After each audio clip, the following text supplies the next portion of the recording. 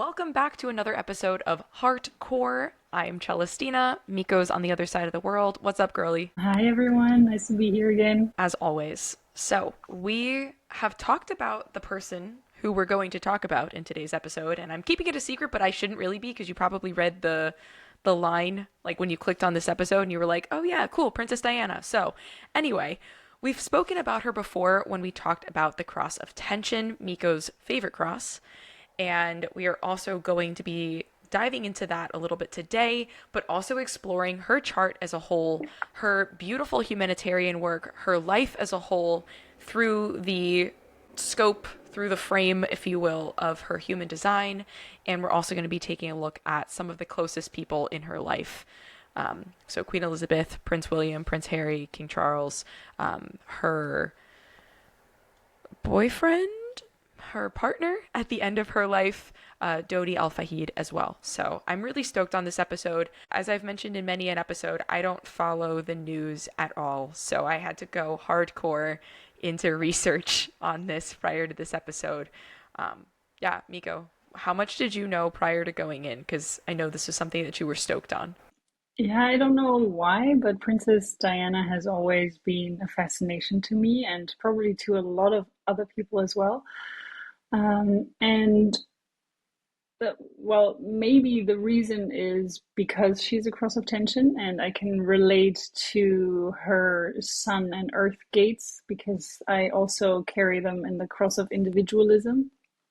She's a right angle cross, I'm a left angle cross. So that's a bit of a difference, but a lot of times you do relate to elements that are very strong in your chart. And when we were doing this episode, which one was it? The people we look up to or something? I found out that most of them, pretty much all of them that I Googled or that I typed in their birth dates had the cross of tension. And I was like, what is going on here? And yeah, this is Lady Di has always been a fascination to me for her humanitarian work, her big heart, the way that she was encountering people. When you look at the footage of her now, and even back in the day, she had such a warmth about her. She had this shy look where she would always look at you from with her head tilted down and her eyes like a bit of a doe or yeah, a deer.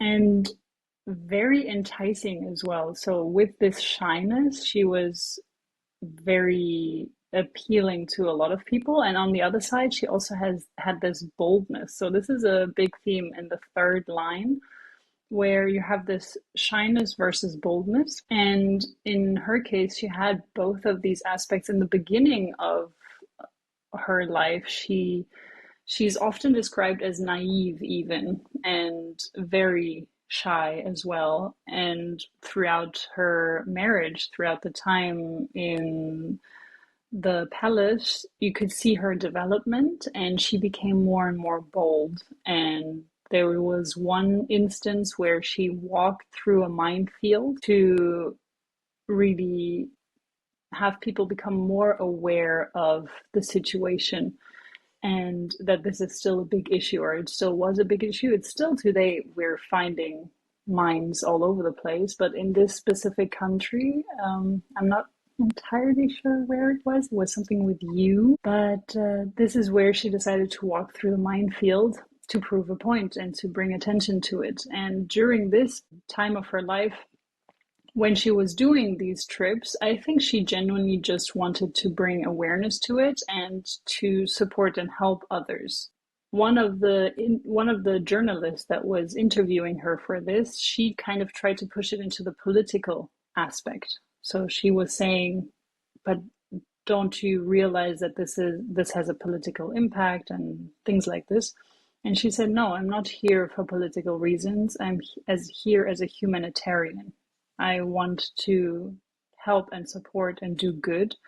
And you could really see that in every handshake, in every time she took flowers from someone, every time there was someone who was sick even. I mean, she's known to touch people with AIDS when back in the day, this was still a big thing. People didn't know what AIDS meant exactly. And she was also standing up for people. And this is gate 3938, the warrior, the fighter, and also provoking people into realization. So both of these gates are very, very strong. And she did it in this graceful way as well, though, while it was often not seen as very um, graceful by the queen, I would say. I think she was her biggest challenge in her life, one of her biggest challenges, that she tried to be good enough for the queen and for the family, the royal family, and she just felt like she was never able to achieve that. But yeah, just That was just a quick little intro into your thoughts about Princess Diana. So I ended up looking up the country. It seems as though she did it in Bosnia as well as Angola. So those are, Angola. Yeah, yeah. that's the one. So those are the two different countries that seemingly she walked minefields in. And yes, I Wow. think it did become publicized, right? Because she's such, at that point in time, was such a political figurehead. And like even post, right? The people still called her, like, the people of the UK still called her, like, their princess, you know? So it was more of like less of the monarchy title and more of like the people embracing her as such. And I think it's beautiful, right? Because projectors want to be seen. And with the work that she did outside of the monarchy, right? Like actually helping people in countries and touching those who were undesirable, right? Like that showed the beautiful humanitarian aspect of the work that she was doing. And I think that's more for what she was seen rather than a political figurehead, which I think is beautiful. Yeah, absolutely. And when we're looking at her design, you can also see the 4037 channel. So this is a lot about this touch aspect. And as Celestina just mentioned, it wasn't just people with AIDS. It was also leprosy, which is actually contagious in some aspects.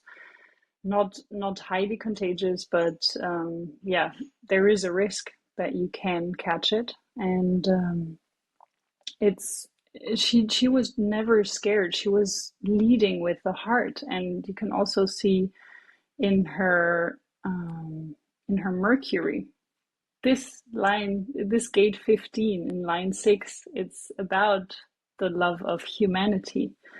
It's just fascinating when you're looking at her chart, or people's chart in general, when you know a few aspects about them and then you can see that reflected in their chart. You can see that she was able to step into the light of her chart in a lot of aspects. There were also shadows, of course, still present, but I found that really beautiful to look at. And on one hand, she also says it over and over again that the people of the UK, they are the ones that provided her the strength to pull through the difficult times in the palace. And for a projector, as Celestina mentioned, it's super important to be seen and to feel successful. And this is how she was able to receive this energy, feeling successful and feeling seen. While on the other hand, in the royal family, she seems to not. She also says it over and over again that she didn't feel seen. She didn't feel like she was ever good enough. There was a moment where there was a magazine with Diana's face on it, and apparently the queen passed it and flipped over the magazine. So she turned it over, that because she didn't feel like she wanted to accept Diana into the family, or yeah, she just didn't see Diana for what she was trying to do. And very interesting. In just a bit, I think we can explore their relationship as well, like through their charts, because Miko and I stumbled upon a very interesting aha moment we'll get to in just a mo. It's so interesting that this projector, right, this 1-3 emotional projector who is very young in comparison to her husband, who is very young really in comparison to anyone in the who's like in the palace at this time, comes in and wants to see change, wants to make change. And because of the lack of, like, I guess, open mindedness, right? Like waiting for that invitation, bringing in all of this newness, this desire to do things differently, which honestly, the UK monarchy probably needed it at this time, right? A little bit of fresh energy. And the people obviously wanted it, right? Like the public opinion wanted it, but it was really hard to like shake it up internally. So I wonder how that felt for her going into this, being someone who wants to shake things up, who can obviously lead with just such grace and such empathy and such, I don't know, just being so real about all of it was, I mean, she literally just like came to a halt, to stand still from with whatever she was allowed to do internally, monarchy wise, right? Obviously, post facto, leaving that space, she got a little bit more external recognition and being able to do things in her own way. But that must have felt like hitting a wall. I wonder, I don't know much about her courtship. I only watched a couple of videos on that, but I wonder how that courtship piece of it went for her. My understanding is that she met she met Charles when she was 16. He was 29. Already, I don't love that age discrepancy. That's like a whole different generation. You know, do with it what you will, whatever. But he met her when she was 16, and then they like continued courting for like 2-ish years. He was still dating someone else at the time, like had a relationship with Camilla already. Obviously, she got married, got had a couple of kids at that point. So it's just very interesting, the courtship piece of it. My understanding is that when the Queen first met Lady Diana, she was like, "Oh yeah, no, she seems like a good girl, comes from a good family. Like, I feel like she could be a really good fit."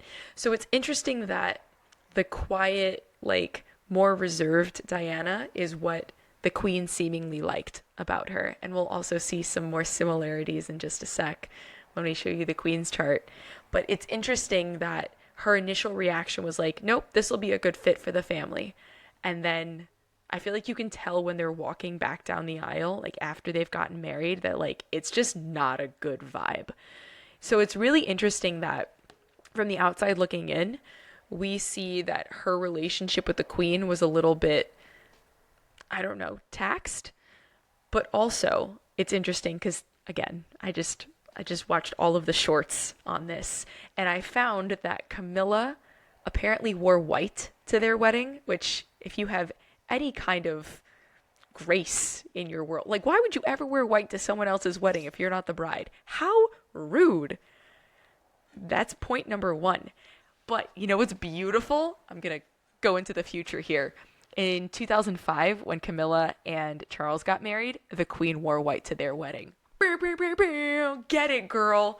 So that's my thing, right? Like, so how much of like what we saw with like Diana and the Queen was, I don't know, just like publicly pushed out there, and like maybe their relationship was, I don't know, I feel like I'm speculating at this point, but maybe their relationship wasn't as tumultuous as it seemed externally. I don't know. It seemed like they had a decent amount in common. She obviously wanted her like to be in the family initially, so I wonder if it was as tumultuous as it showed, like on the news and in tabloids and whatever. I wonder how much of that came post facto when Lady Diana started to just have a voice, right? And like stand up for herself and come into her power. Yeah. Thoughts? Wow, that covered a lot, and I had lots of thoughts in the middle. So let me try to recap. You're probably right. I mean, we always only see what is presented to us in the news, especially when it's someone in the public eye, of course. So we never really know what is happening in the back, behind the scenes situation. Just like with, what's her name? Not Kate, the other one, Megan. Meghan Markle. Meghan Markle, yes. Just like with her, we don't really know what really happened behind the scenes and what didn't happen, and so yeah, it's always all speculations, and that's also why when someone asks me, how do you feel about that person? What do you think about that person? To me, it's when it's a celebrity, you will only know very, very little about them. And the press also has a big hand in how someone is portrayed. So with Lady Di, what I find very interesting, yes, the courtship, I heard a little bit about it, or I researched a little bit about it previously because I was watching a documentary, and it was mainly revolving around her years before the death. It wasn't about the death per se. The one that I started watching about the true crime about her death, I didn't finish watching it, so that's where Celestina is going to jump in later on with some rumors and tinfoil. I don't know what mysteries. Ah, I used a really good verbiage before. It was like something accusation, plausible accusations. Plausible accusations. That's even better. Yes.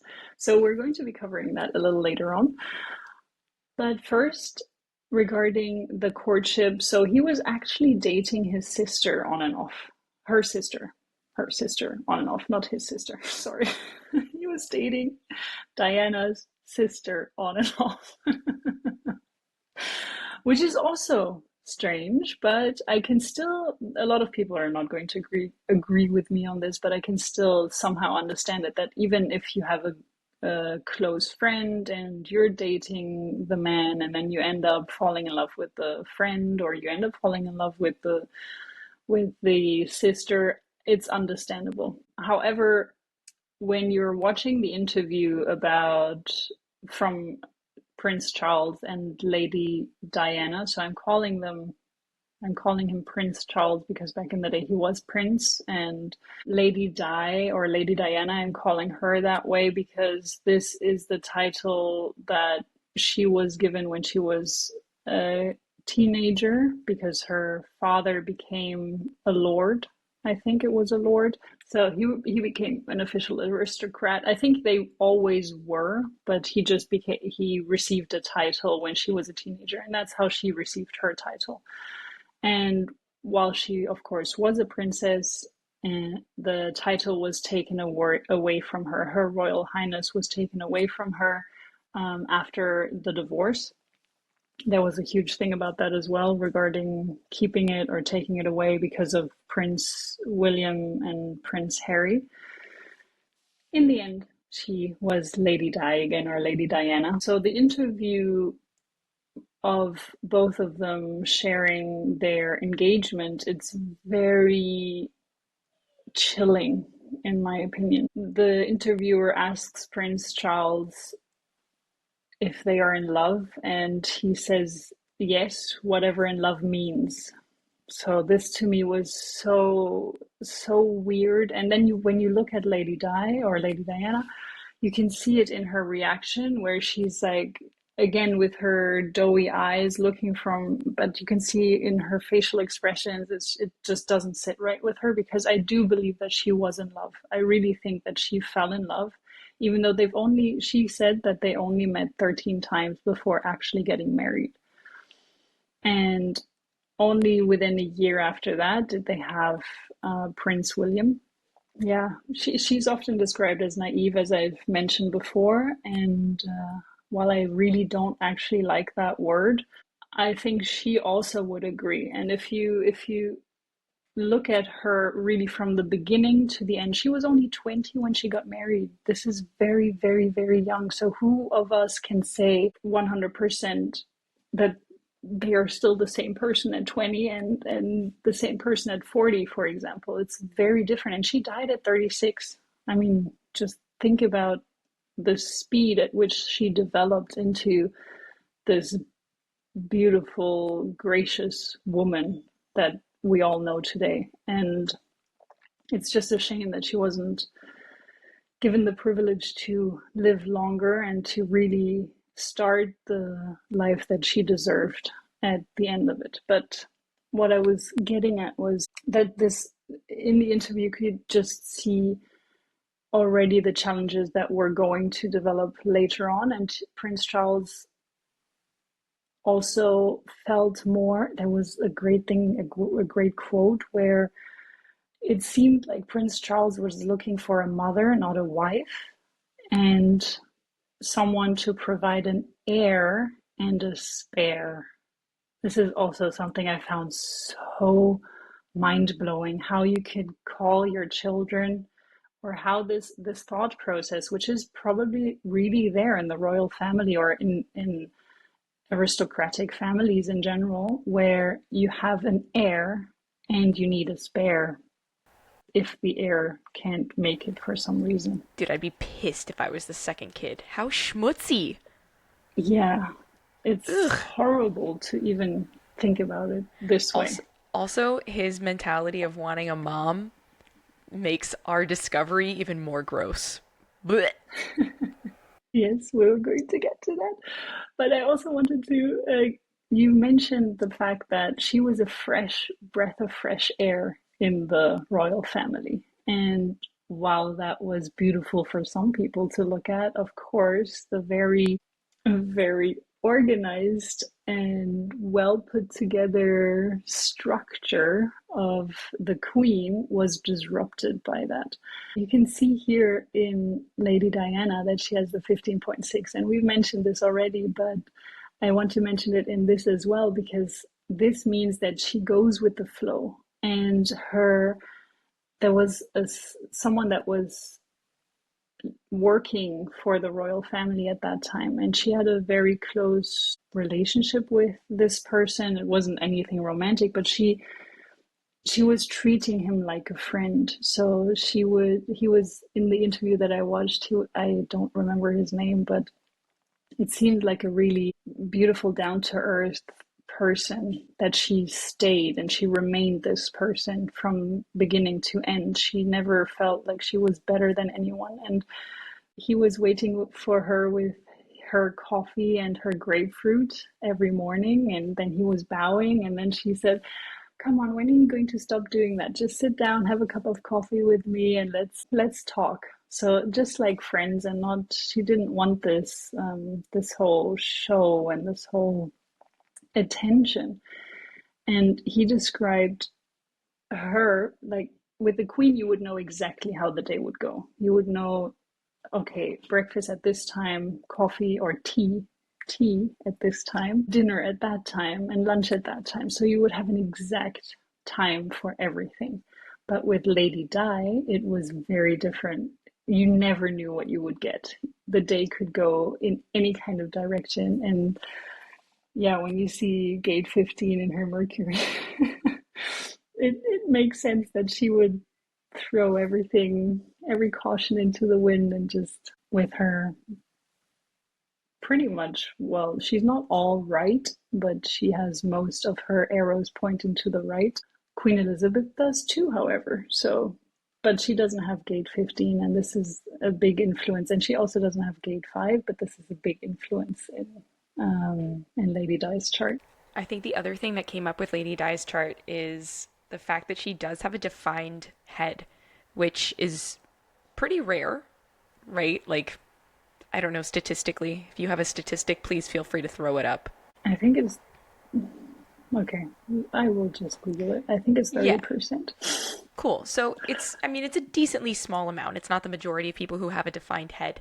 So it's very interesting because when she did gain recognition in the spotlight, right, she was very influential and people wanted to be like her and wanted to adopt the thoughts and mindsets that she had when she was in a situation that she was invited into, right? Like obviously if there's tension, if she's not in the situation that she was meant to be in, that's probably less so. But like in showing that she was such a humanitarian and doing all of, I don't know, those good works, and even with her fashion choices, I feel like people were like hopping on board with it. You know what I mean? So it's just really cool to see that she has a defined head and people were receptive to her thoughts, her ideas, and what she was doing and the changes that she was making. Yeah, totally agree with you. I mean, yeah, and the interesting thing that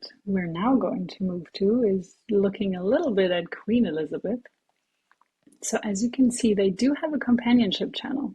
This is the 4130 that they have in common. And it is about ideas and fantasies. So this is something that I think Lady Di may have been pulled into more, and the Queen Elizabeth was probably really trying to hold back on this energy. I think she didn't allow this energy to come out much because she, being in the royal family, I imagine it to be very a cage, a golden cage. That's how I feel about it. And if I would ever meet a prince, I would seriously run into the other direction. Because for me, this would be torture. You cannot move without people looking at you. You cannot do anything without having eyes on you. You have to behave 24/7, and this is just, it's horrible. And you can also see it with Kate at the moment, where she's she's going through a very, very hard time, and she was trying to protect her family by doing a few things that maybe they shouldn't have done, by photoshopping a picture so that they look like everything is rosy and dandy.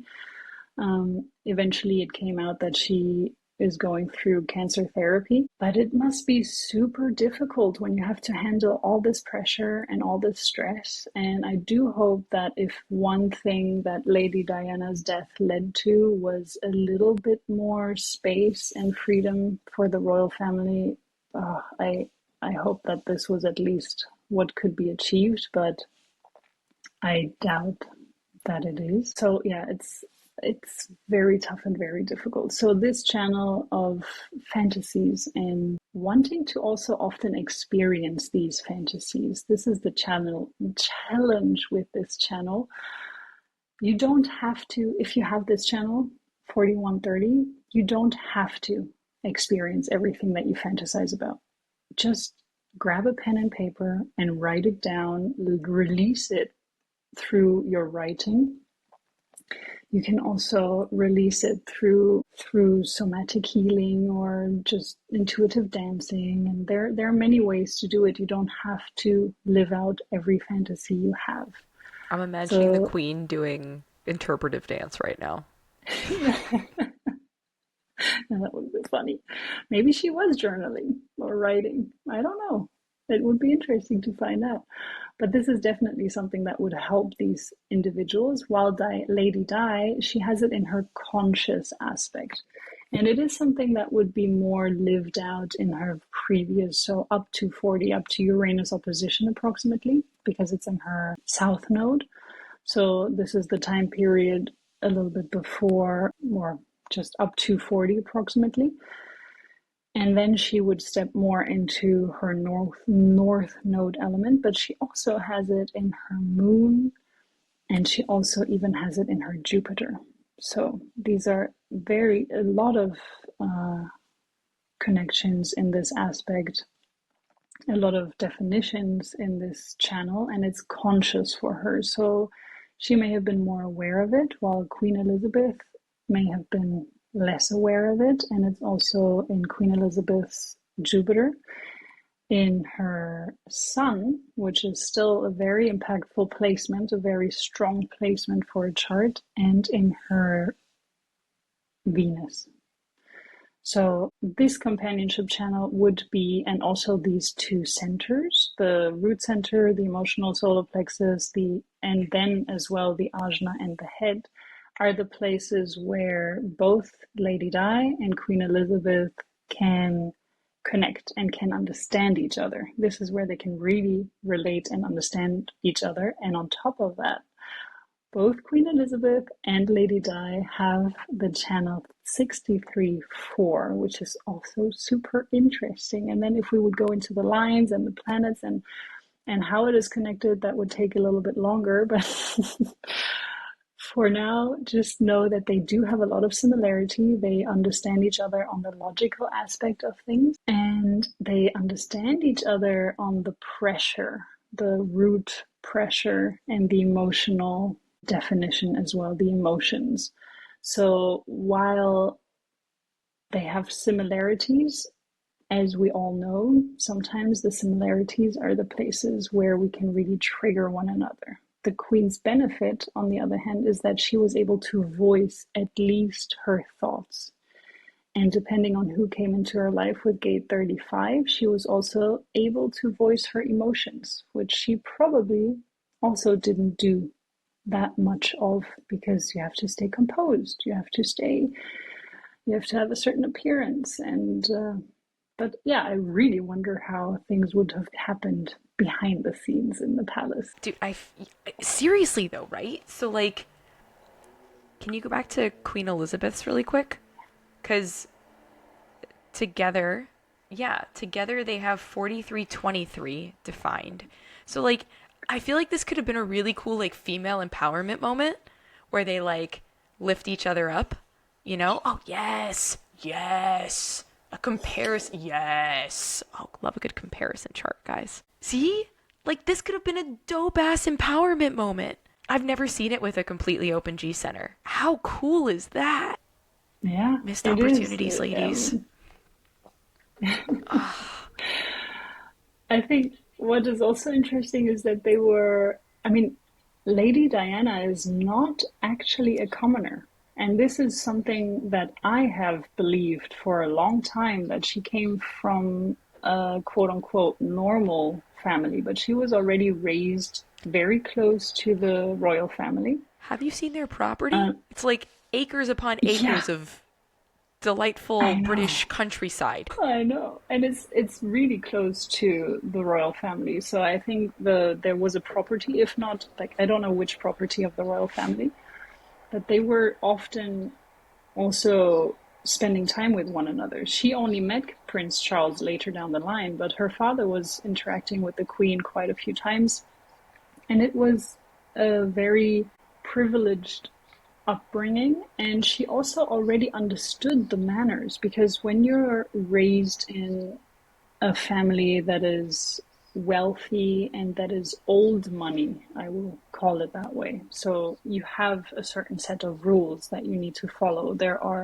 You already understand how to set a table, you understand how to eat with the cutlery, that like you have 50,000 pieces of cutlery in front of you and you have no idea which one is what. Well, you learn that in a, in a privileged household.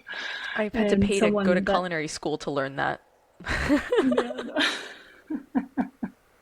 So there were a lot of things where when you encounter someone that is royalty, you know how to behave and you already are aware of a lot of things. And still, Princess or Lady Diana was not prepared for the royal family, because that's still yet another level. It's so much more pressure. I wonder if she couldn't get a read on Queen Elizabeth, right? Because similarly, my struggle with five lines, if you guys have ever listened to any of our previous episodes, I struggle really understanding a five line, right? So maybe Lady Di just couldn't get a read on Queen Elizabeth's five line, right? Because like they're both one lives, they both love going in deep on that info. I don't know, but I just feel like there was so much potential for some really cool shit to happen, like together, and it just fell short. Because looking at their chart, dude, could have been epic. Again, like I said, female empowerment to the max. Missed opportunities, ladies. Yeah, and two companionship channels. I mean, Yeah, this is a lot. I barely know people that I have companionship channels with. The electromagnetic channels are probably the ones which were very challenging, on top yeah, of as well the dominance channel of Queen Elizabeth, yeah, the 1762, because this is where she dominated. yeah. Lady Diana was probably not able to voice her thoughts to the Queen Elizabeth in some ways, because the Queen dominated there. So whatever the Queen said, I mean, also from her status already, Yeah. it's the last word basically. Yeah. And also in this situation. But yeah, the and electromagnetic channels are often love or hate. So you either love someone or you hate them. And Yeah. yes, as I always say, it's not really necessarily the opposite, but this Yeah. is what happens with electromagnetic channels. It's just such strong emotions, such strong feelings inside of people when you have these connections. And they also created the 360 channel, which is just very switcheroo. So from one Mm. day, from 1 second to the next, things can change very quickly. And I feel like this is also what happened in their relationships ship a lot, where there was this intense break and yeah, I think a distance. And at some points, you felt like they were closer. So that's just an external feeling that I have. Also, great insight uh to that channel. I didn't know that. The 60/30 switcheroo thing. David and I have that. Interesting. Yeah, it's somewhat, I mean, if you have formatting energies, these are the three channels that have formatting energies in between the root and the sacral. Yeah. These are super, super, super strong energies. So they take over the chart. They they really they're very impactful. So the 360, yeah, it's also easy to remember 360 degrees. Let's go on to homeboy who wanted to marry his mama. Blech. Probably shouldn't be speaking ill when I'm living in a Commonwealth country. Oy. Please don't deport me. Good point.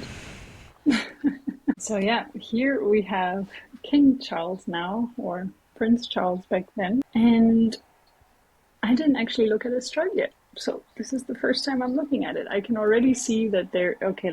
Let's create a connection chart again. But I can already Yeah. see that the the Genies to Freak channel is in compromise with Lady Diana. So again, she's being overpowered by Prince King Charles Oh god, so in much energy. the 43, 43, 23. Yeah, they're a locked in relationship. So there's a lot of growth for both of them, of course. More for Diana because he's defining a lot of her centers. As you can see, she has the spleen, the sacral, the G center, and the throat undefined. And King Charles has everything defined except for the emotional solar plexus and his head center. Interesting. So, If you go back to their connection chart, connection? their one electromagnetic channel is the channel of struggle. Oh That's man, rough, yeah, dude. you're right. Oh my god, yeah. And what is defining it? Yeah, the first part of her life. That's And yeah, rough. of course, the Mercury, and then his Earth. No, her Earth. His Mercury. Her conscious Earth, his Mercury, and his South Node. So the first Damn. part of his life, aka their life. Interesting. And then also his Mercury being in the 28, so the what he speaks of or what he focuses on being in the when he's voicing his thoughts. Wow. So yeah, a lot of compromise also in the 2644, in the 5710, wow, in the 4323, in the 63 4. So that must have been a super difficult relationship. I And I, mean, it was apparently, and I and the think that this is 360. important to Oh my note, god. right? Like just because your chart looks like this doesn't mean your relationship can't work. But I feel like it just makes it a lot more challenging, right? Oh wow, I didn't realize that this was, wow, there's so much compromise. It makes it, I mean, yes, you're right. I agree with you. But taking this on, honestly, Yeah. and with the channel of struggle as an electromagnetic, potential love or hate, I mean, this is just really, really intense. You have to be so awake Yeah. to handle a relationship like this from both sides. Both of them would have to be willing to compromise here and there and understand that there's a compromise. And to Wow. for those of you guys who are listening, Can you zoom out really quick? For those of you guys who are listening, so they have compromised channels in the channel of structuring, the 4323, and King Charles overpowers Lady Di there. The channel of mutation, 63, again, he powers over her there.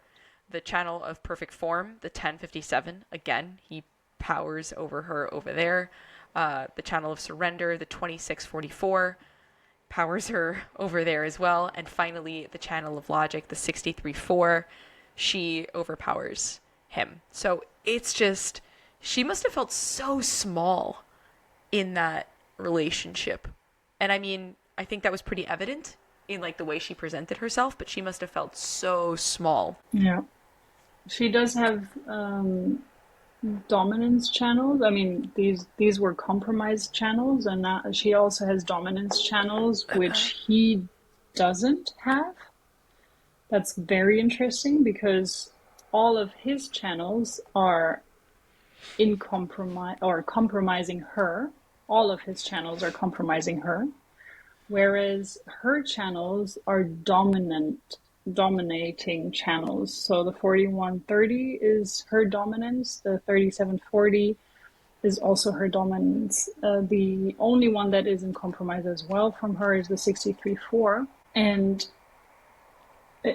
the 3740 is also, I talked about this recently in one of my Inside Timer live sessions because it's a channel that I've encountered for the last 7 months intensely. This is a channel really I got to know very, very well in another person. And it is about community, as in it's a tribal channel. So her emotional wave happens through the tribal wave and also the collective wave. These are the two waves that are happening inside of her. And this tribal channel has a lot of individual energy inside of it. So it's a very intricate channel because it's about the individual wanting to stand on their own, but still needing their tribe and also wanting the appreciation of the tribe. So they want to provide for their tribe, and there needs to be a contract. So there needs to be an agreed upon contract when you're entering, for example, into a marriage. You know, okay, you do this part, I do that part. And if you cannot fulfill that contract, then I will also not provide for you. So it's kind of a give and take, but this contract can be renegotiated over and over again. But at least both parties need to really understand and know what they're getting into. And I think in the marriage with King Charles, it was that there was no, I mean, Lady Di had one type of contract in her mind, and she felt like she was entering into this marriage with the understanding, yes, that he also loves her. I don't think she would have married him if she would have thought that he didn't love her. So this contract was broken very early onwards, in as in that she probably realized very early onwards that he didn't love her. She tried to make it work. She wanted it to work, but at some point she was just exhausting herself as well by keep trying to live up to a standard that she never could for some reason, even though she seemed like the perfect princess, the perfect potential queen as well, very down to earth, very close to the people, the people's princess. But yeah, it's crazy. I'm blown away by the amount of compromise that is here, and I now really would like to dive deeper into the planets and the lines and everything, but we're just going to stick to this for now. Do that in your own We're time, going boo boo. to, We got other charts to look at. yes.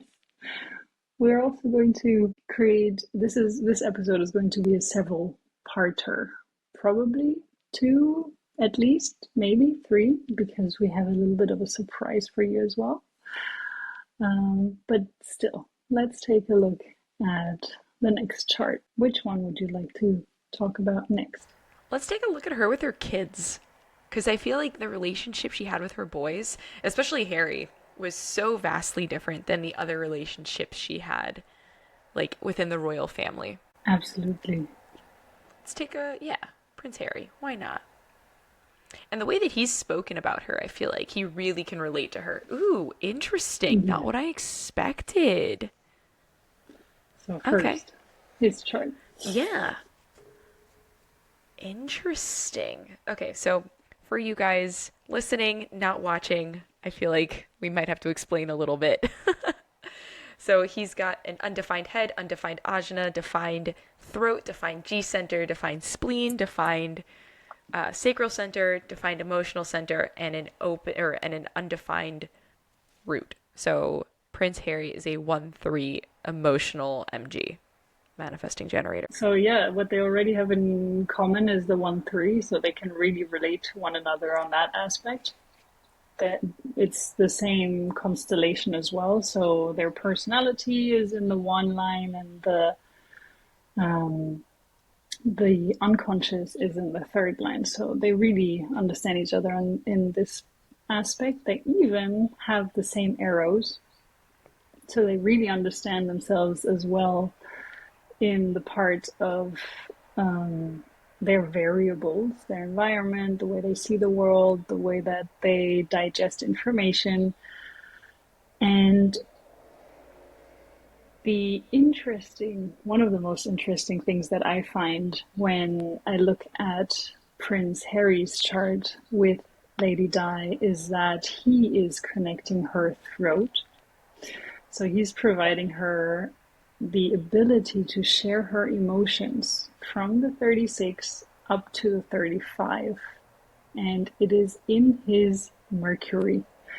So this is something that I find super fascinating, that he's really providing her this connection, and he's even providing it through his Mercury, through the ability to speak up for her as well, which he does, and he remains to do. And um, he may not have been able to do it back then, but she was taking in his energy, and she was able to start voicing her emotions, I feel, since even more since he was born. So it just became more and more, probably already starting through the pregnancy, but really once he was born, she was able to voice her emotions even. And to me, that was one of the fascinating things about having Prince Harry come into her life.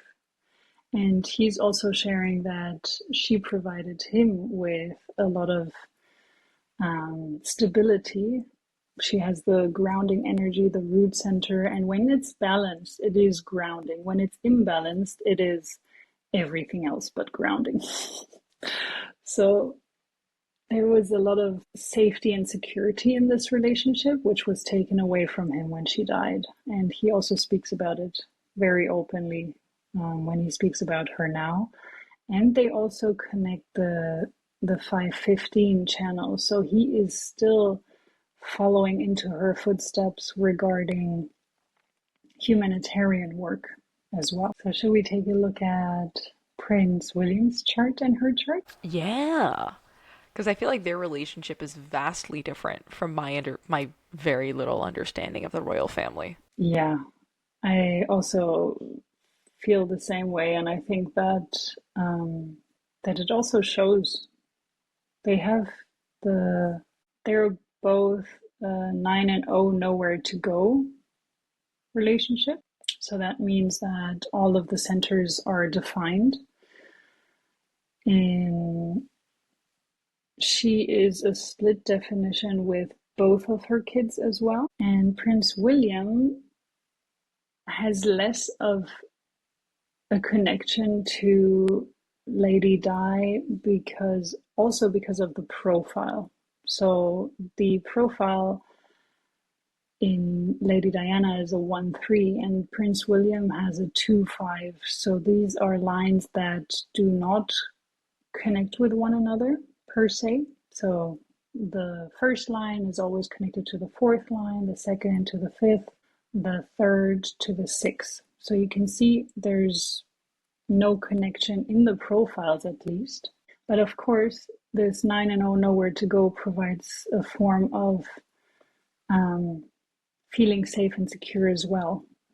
he has a very defined chart. He's an emotional manifesting generator. And even in their chart, there is some compromise. Also in Prince Harry's chart and Lady Di, there is some compromise. But even in Prince William and Lady Di, there's as well some compromise. He's also providing her the ability to voice her thoughts, though, or her emotions, not her thoughts, because her mind is still not connected to her throat with Prince William, as well as with Prince Harry. So it's really more about the emotional flow and expressing that. But Prince Harry is able to do that more intensely through the connection of the 36-35.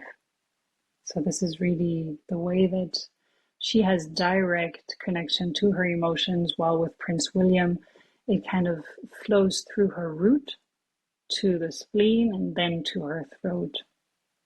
So it's a bit of a more complex flow that is happening there. While with Prince Harry, it kind of goes from the root, from the 41, along the collective circuitry. So it's the same flow, the same kind of energy that flows from her root all the way to her throat. So it's easier for her to express her emotions with Prince Harry than with Prince William. Wild. Dude, I'm telling you about something with a 5 line. Not the same connection. Telling you. I know there's more to it than that, but I'm telling you. Yeah. I mean, yeah. I mean, yeah. Yeah. Yeah. And for you He's guys, an all right. yeah. Oh, interesting. Yeah. For you guys listening, Prince William is a 2-5 emotional manifesting generator. So undefined head, undefined ajna, defined throat, defined G center, defined sacral center, extremely defined splenic center, defined root, and gently defined emotional center. Just so you guys can have a visual of that. Oh, and completely open ego center. Cannot relate. Don't understand that. Yeah, and this is one of a very strong center for Lady Diana. However, Prince Harry also has it. He has it also completely open, except for the gate 44 pointing towards the gate 26, while Prince William has the gate 25 pointing to gate 51. So they may have been a bit of a I want to be first. I mean, he was the firstborn, but he may have also felt a bit of a I want to be first energy inside of him, which Prince Harry may have picked up on. So it would also be interesting to see those two charts together, because I do feel like there was a form of rivalry, which is also totally understandable if you're called the spare. I mean, come on, it's that makes it so clear that your parents do have a favorite, and that is so sad. It feels like you're I a don't think any tire child. in the back of your car when you're called the spare. That's so shit. Yeah, it just horrible, horrible. Don't do that with your kids, no matter where you come from, which family hierarchy you come from. Please don't do that. Yeah. So a lot of um, a lot of interesting energy here as well. I would like to even dive deeper here, but I'm going to We're hold going to chalk myself it up for a back. different episode. It's going to be great. But I think we should end this with her last relationship with her last partner in her life and see how beautifully, hopefully, they come together. I can already see his chart now, and I'm excited about it just because of how illuminated his heart is. So excited. So yeah, he has the channel of shock, mine, which which flows right into his throat. So actually, he has the connection of Ra Uruhu, which is interesting. So he's not a manifester. He's a manifesting generator because he has got his sacral defined, but he's got the same flow as Ra Uruhu, going from the ego to the throat. Cool. Okay, so again, for you guys listening, let's not keep you in the dark. He's a 4-1 sacral MG. Yeah, a 4-1 sacral MG, and the flow Miko is talking about is the 51-25 and then the 10-20. It looks really cool on the chart. It makes like a snake. I kind of love it. It is very cool. And he could really relate to her spontaneous flow of life. So going with the flow of life for him was more in his first part of his life. It's in his south node and in line one, whereas for her, it is, as we have mentioned already, it is in her Mercury and it's in line six. So it's already a bit of a more evolutioned, evolved line. Line six is like the end of your learning phase, basically. And it's also the line six elements come into play later on in life as well, a lot of times. So it's still something that develops.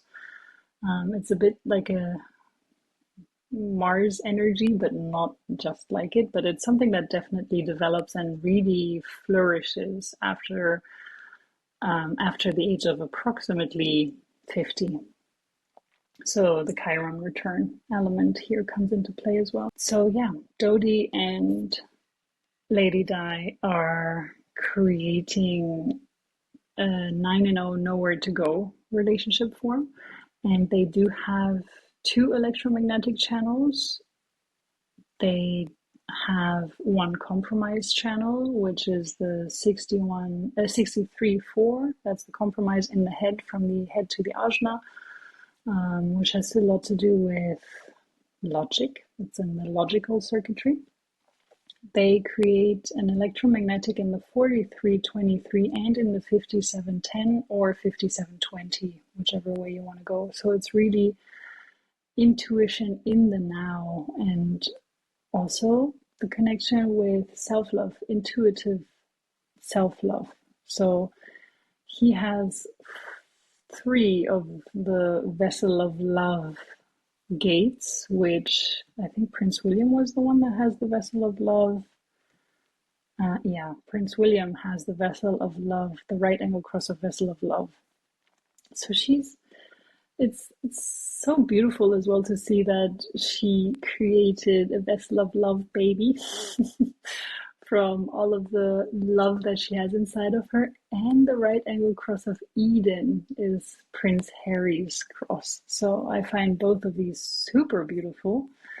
And then she meets someone in juxtaposition cross of completion. So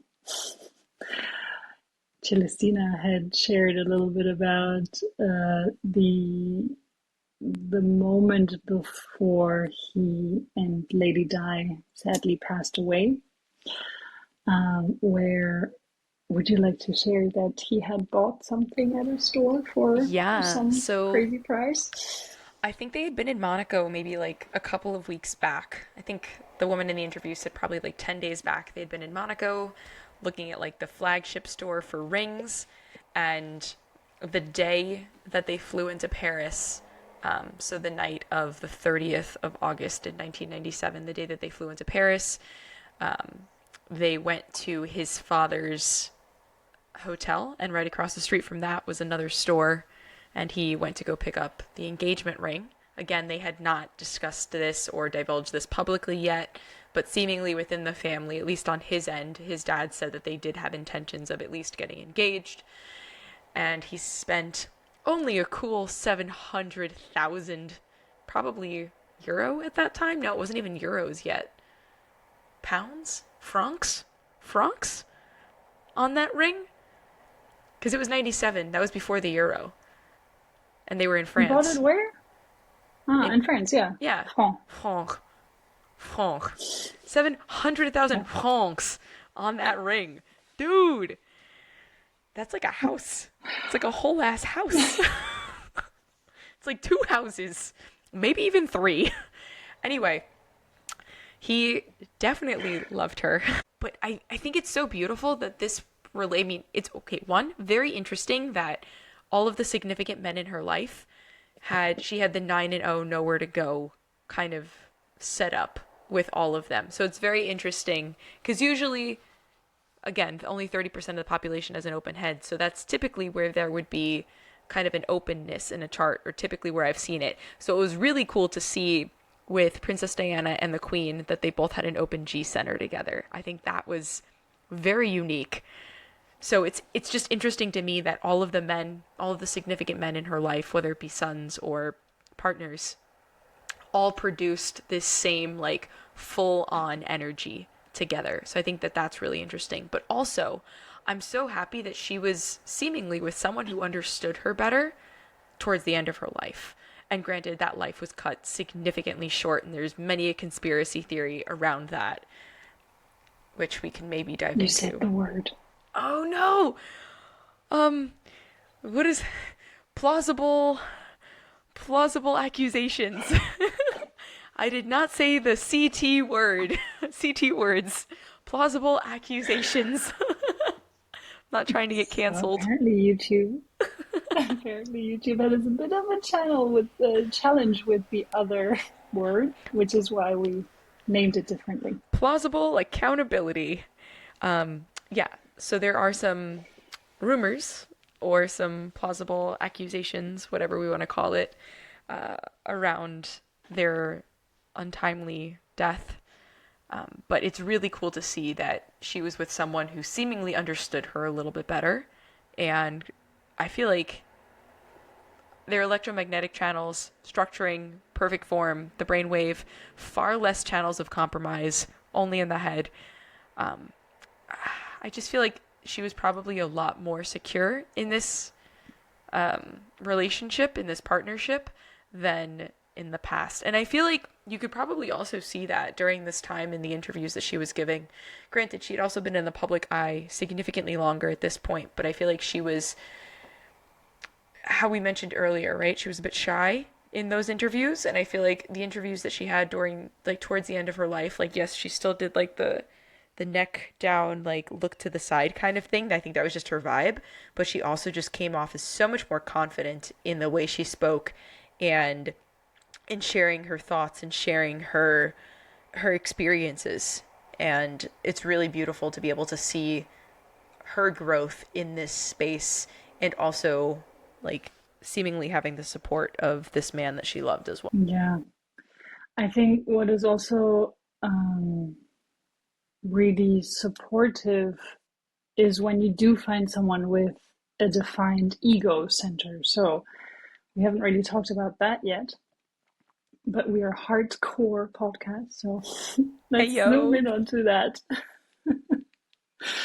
I feel when you meet someone with a defined ego center, so as a defined ego center or ego projector, and you as a ego manifester, I really find it very healing and very comforting to have someone that has the same definition, or the ego defined as well. Not the same definition, but the ego defined as well, because it is the center where you have a lot of self doubt.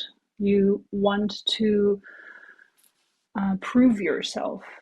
You don't feel good enough. So this is a lot of times things that are coming up in people with undefined egos, and they're taking in the energy of a defined ego, and that kind of amplifies these feelings if they're living in their shadow or if they're not aware of it. And it doesn't mean that a defined ego is not struggling with these things. So when a defined ego is struggling with that, what can happen is that the undefined ego is taking it in and amplifying it. So while you may be struggling with it as a defined ego, that you don't feel good enough, this is going to get even worse when you have someone around with that has an undefined ego, and they will throw it back at you or mirror it back at you amplified.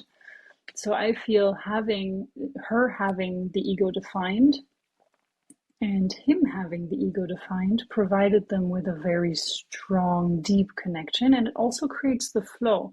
So it's a single definition. The whole thing is a single definition.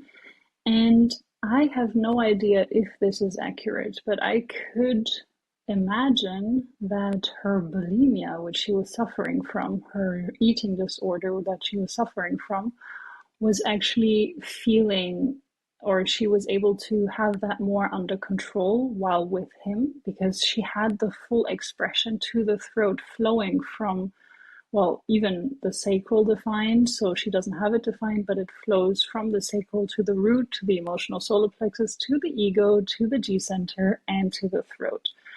So everything is connected. It's a single definition. There's a flow, and we talked about this before we started recording, I think, where the her undefined throat. So she only has gate 23 coming out of her throat. And this is the I know gate. So she didn't really have access to this gate consistently because it's in an undefined throat. And as we've mentioned, she's not able to express her emotions consistently. She's not able to express her thoughts consistently.